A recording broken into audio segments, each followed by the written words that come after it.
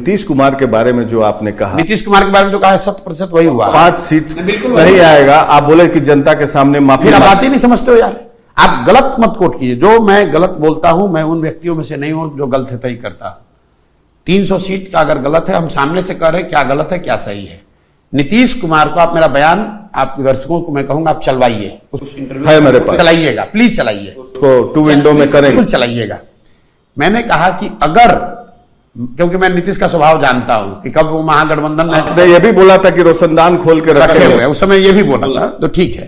तो आपको मैंने उस समय ये ध्यान रखा था कहते हुए कि आदमी लोकसभा से पहले भाग भी सकता है, इसलिए मैंने कहा था कि महागठबंधन में अगर लड़ेंगे तो 5 सीट आएगा, और अगर वो बयान में 1 पैसा भी इसके ऊपर नीचे होगा तो कल आप फिर आ जाइएगा। मैं आप हमको अभी चला के दिखा दीजिए, कल दिखा दीजिएगा, हम फिर से आप कह रहे हैं माफी मांगे, बिल्कुल मांग लेंगे अगर हमने ये कहा होगा तो कि आज माफी नहीं मांगिएगा। सवाल ही नहीं, हम गलत किए नहीं, गलत बोले ही नहीं तो क्यों, हम तो जो कहे वही हुआ।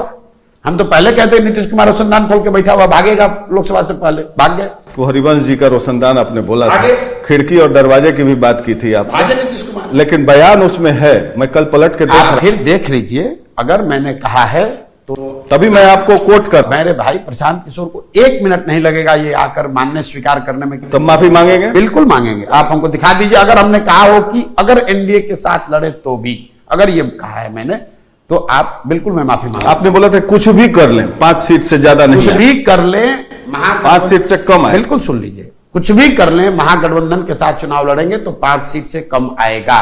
इससे अगर कुछ अलग कहा है तो मैं कल माफी मांग लूंगा।